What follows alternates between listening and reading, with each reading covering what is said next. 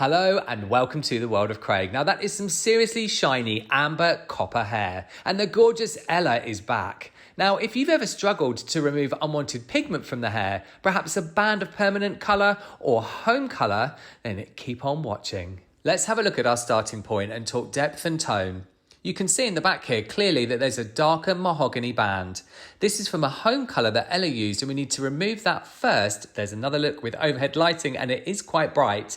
We need to remove that first so it doesn't interfere with our result. Starting off, I applied the chelator from K18 and waited 4 minutes for it to do its thing. I then shampooed with the detox shampoo to prep the hair for the leave-in mask, although I could have used the mist. The 4 minutes it takes the mask to repair is the perfect opportunity to get my products together for the lifting. Here I'm using Blonde or Granules. It's a favourite lightener of mine, and I'm mixing it with 1.9%, which is 6-vol. And this is important, the ratio is 1:4.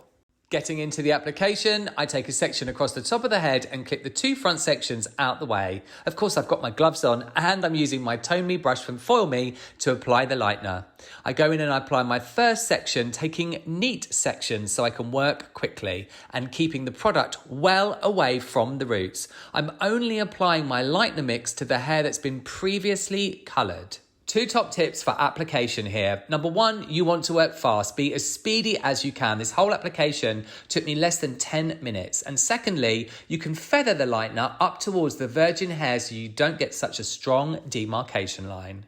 Once all of the lightener mix is on, you want to check continually, frequently. In fact, stay with the client until the desired level of tone is removed. You can see here after rinsing, I rinsed the back off and left the front to lift slightly more, that we have a soft copper gold tone, which is perfect for the result we were after. Then it was simply a case of waiting for the front to lift and rinsing all of that off, shampooing lightly again with the detox shampoo and going in with some more K18 leave-in mask before drying the hair to tone. Let's take a close look at that canvas. Now you can see all of that mahogany tone has gone and the band has gone along with it. And we're left, as I've already said, with that soft copper gold undertone. Now don't be put off by the roots here. We're going to colour those and blend everything in. But you can see I haven't lifted any of the virgin hair at all. This makes it very simple when you go in with your toner. I'm using Shades EQ Gloss here. I've got one formula for the root and one for the mids and ends, which they are on screen now. So maybe take a screenshot of this for your records. It's worth mentioning at this point that I could have lifted Ella's root to match her mids and ends, but then she would have been in a cycle of a perpetual regrowth, and that was something that we were trying to avoid.